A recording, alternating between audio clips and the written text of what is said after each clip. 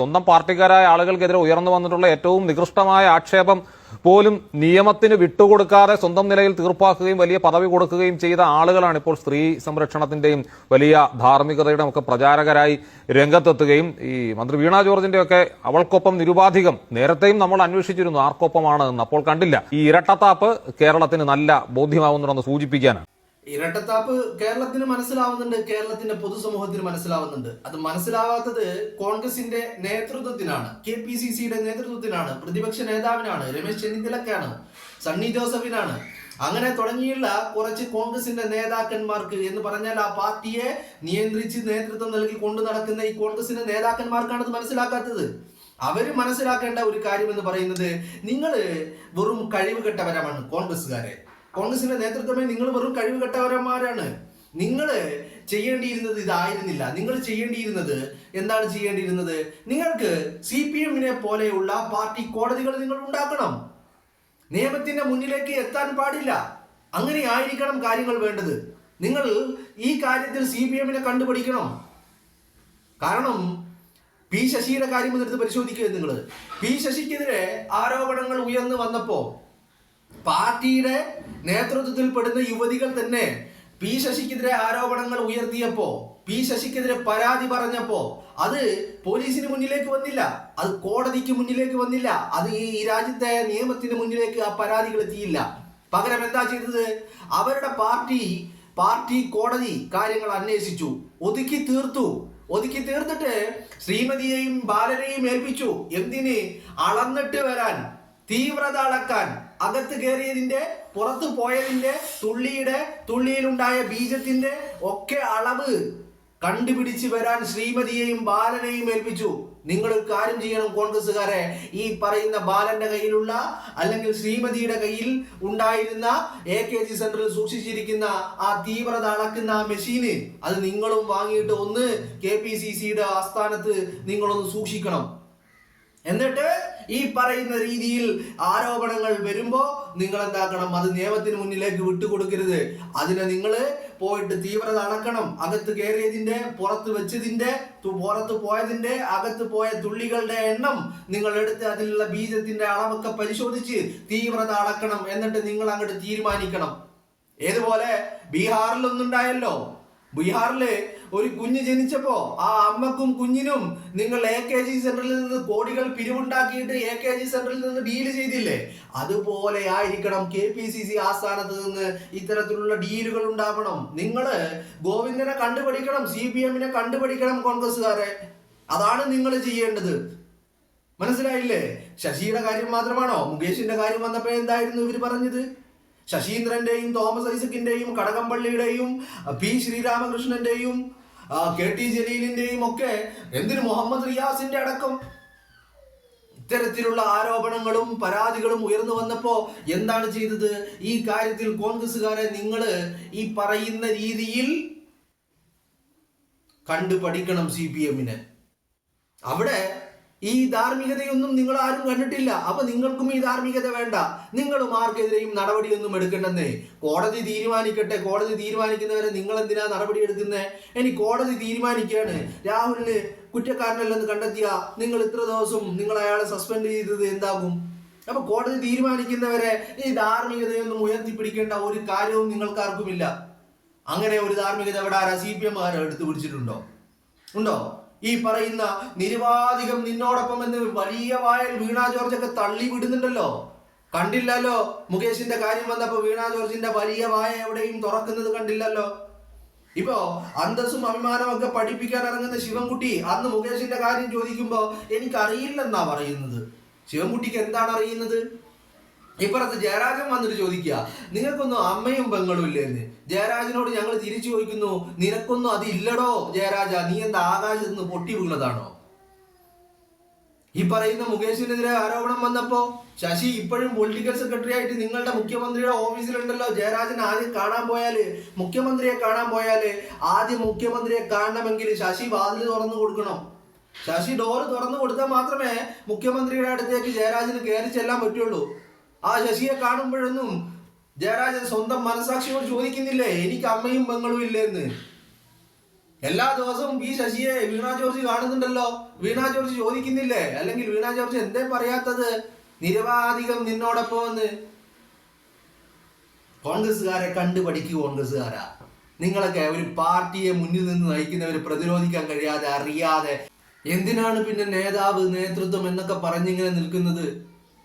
ബീഹാറിലെ കൊച്ചിനെയും അമ്മയെയും ഒതുക്കി തീർത്തതുപോലെ കോടികൾ ചെലവഴിക്കണമെന്നേ. കോടികൾ ഉണ്ടാക്കി നിങ്ങൾക്കാണോ ഫണ്ടിന് പഞ്ഞം? നിങ്ങൾ വിചാരിച്ചാൽ ഫണ്ട് ഉണ്ടാക്കാൻ കഴിയില്ലേ? കേരളത്തിലെ ഈ പറയുന്ന വ്യവസായികളെ മുതലാളിമാരെ കണ്ട് അവരിൽ നിന്ന് ഫണ്ട് പിരിച്ചെടുക്കാനാണോ നിങ്ങൾക്ക് ഇത്ര വലിയ പാട്? അപ്പൊ ഫണ്ട് ഉണ്ടാക്കിയിട്ട് നിങ്ങൾ കോടികൾ കൊടുത്ത് ഒതുക്ക്. ബീഹാറിലെ കൊച്ചിനെ ഒതുക്കിയില്ലേ? മുകേഷിന്റെ ശശിയുടെ ഒക്കെ കാര്യം കോടതിയിലേക്ക് എത്തിയോ? അവരാണ് ധാർമ്മികതയുടെ ക്ലാസ് ഇങ്ങനെ എടുത്ത് കേരളത്തെ പ്രബുദ്ധരാക്കാൻ വേണ്ടി ഇറങ്ങിത്തിരിക്കുന്നത്. കോൺഗ്രസ്സുകാരും ഇതൊക്കെ മാതൃകയാക്കണം എന്നേ പറയാനുള്ളൂ എനിക്ക്. ഈ കാര്യങ്ങളിലൊക്കെ കോൺഗ്രസിന് മാതൃക CPM ആയിരിക്കണം എന്ന് മാത്രമേ ഈ കാര്യത്തിൽ പറയാനുള്ളൂ. ശശിയെ ഈ പറയുന്ന സംരക്ഷിച്ചു പിടിച്ച് ക്യാബിനറ്റ് പദവിയിലാ. ഏതെങ്കിലും ഒരു പോലീസുകാരൻ ശശിയോട് കമാ എന്നൊരക്ഷരം ചോദിക്കാൻ പറ്റുമോ?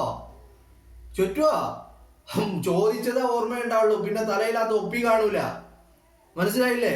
അത്രയധികം സംരക്ഷണം ഒരുക്കാൻ വേറെ ആരെ കൊണ്ടാ കഴിയുന്നത്? നിങ്ങൾ എന്താ ചെയ്തത്? കോൺഗ്രസ്സുകാരെ നിങ്ങൾ ചെയ്തത് എന്താ? നിങ്ങൾ രാവിലെ എടുത്ത് കൊത്തി കീറാൻ വേണ്ടി ഇട്ടുകൊടുത്തു. പാർട്ടിയിൽ നിന്ന് സസ്പെൻഷൻ, യൂത്ത് കോൺഗ്രസിന്റെ അധ്യക്ഷ സ്ഥാനത്ത് നിന്ന് രാജിവെക്കാൻ പറഞ്ഞു അയാളോട്. ഇതല്ലേ നിങ്ങൾ ചെയ്തത്? അവരെന്താ ചെയ്തത്? അവരതല്ല ചെയ്തത്.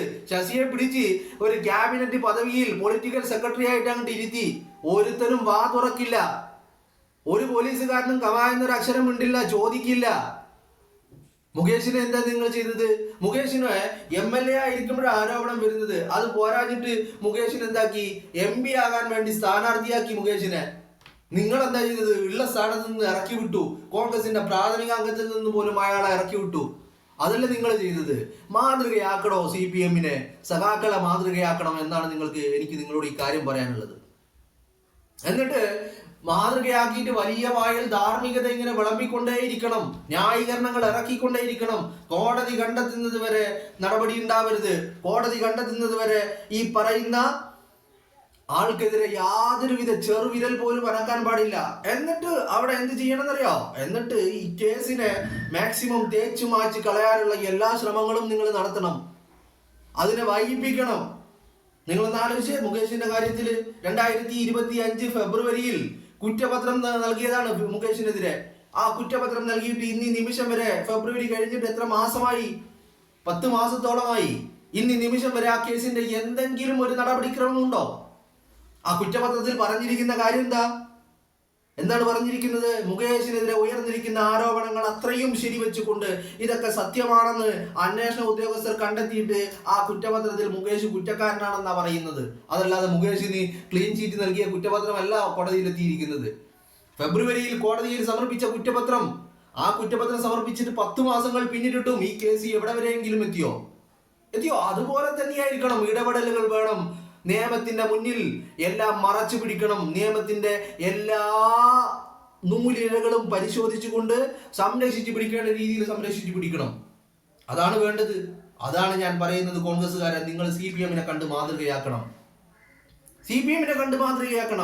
എന്നിട്ട് എല്ലാ തെമ്മാടിത്തരവും ചെയ്തിട്ട് അവസാനം ഇറങ്ങിപ്പോകാൻ സമയത്ത് എന്താക്കണം? പാവങ്ങളുടെ പെൻഷന് അത് ഞങ്ങൾ 2000 ആക്കി എന്ന് പറയാം, ഞങ്ങൾ 4 ലക്ഷം വീട് വെച്ച് എന്ന് പറയാം. ഇതൊക്കെ ആയിരിക്കണം പറയേണ്ടത്. മനസ്സിലായില്ലേ? എന്നിട്ട് ഈ പറയുന്ന അടിമകളെ പോലെയുള്ള കുറെ എണ്ണത്തിനെ വളർത്തിയെടുക്കണം. നട്ടലില്ലാത്ത, ബുദ്ധിയില്ലാത്ത കുറെ എണ്ണത്തിനെ വളർത്തി കൊണ്ടുവരണം.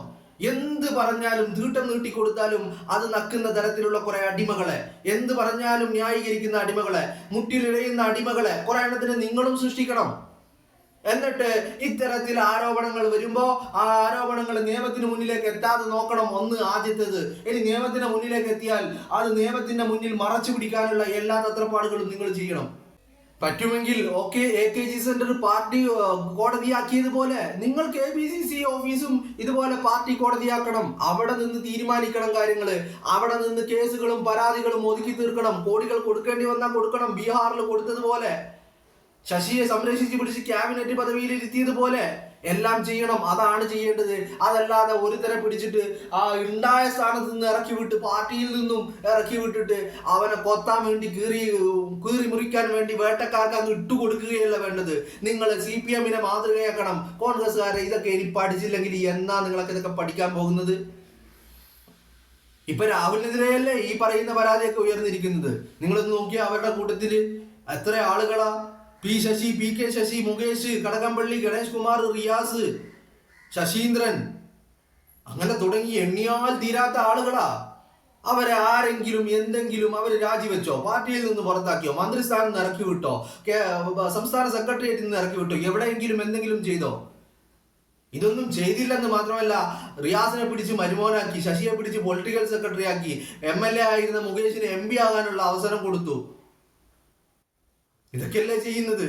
അപ്പൊ നിങ്ങളും ഇതൊക്കെ മാതൃകയാക്കണോടോ? നിങ്ങളൊക്കെ ഇനി എന്നാണ് ഇതൊക്കെ പഠിക്കാൻ പോകുന്നത്? ഒരുത്തരെ കൊത്തിക്കീറാൻ ഇട്ടുകൊടുത്തിട്ട് ഇപ്പുറത്ത് മാറി നിന്നിട്ട് അവന്റെ വീഴ്ചയിൽ നിന്ന് ആഹ്ലാദിക്കുകയാണ് നിങ്ങള്. ഉണ്ണിത്താനൊക്കെ പലതും മറന്നിട്ട് പോയിട്ടുള്ളത്. ഉണ്ണിത്താനൊക്കെ മറന്നാൽ ഉണ്ണിത്താനം ഓർമ്മിപ്പിക്കാൻ ഞങ്ങൾ എല്ലാവരും തയ്യാറാണെന്നുള്ളത് ഉണ്ണിത്താൻ മറക്കണ്ട. ഉണ്ണിത്താൻ മറന്നാലും കേരളത്തിലെ പൊതുസമൂഹം മറക്കാത്ത പല കാര്യങ്ങളും ഉണ്ട്. അപ്പോ ഉണ്ണിത്താനൊന്നും മൈക്കിന് മുന്നിൽ വന്നുകൊണ്ട് വലിയ കവലപ്രസംഗം, കവലച്ചട്ടമ്പിയെ പോലെ സംസാരിക്കരുത് എന്ന് മാത്രമേ ഉണ്ണിത്താനോടൊക്കെ പറയാനുള്ളൂ.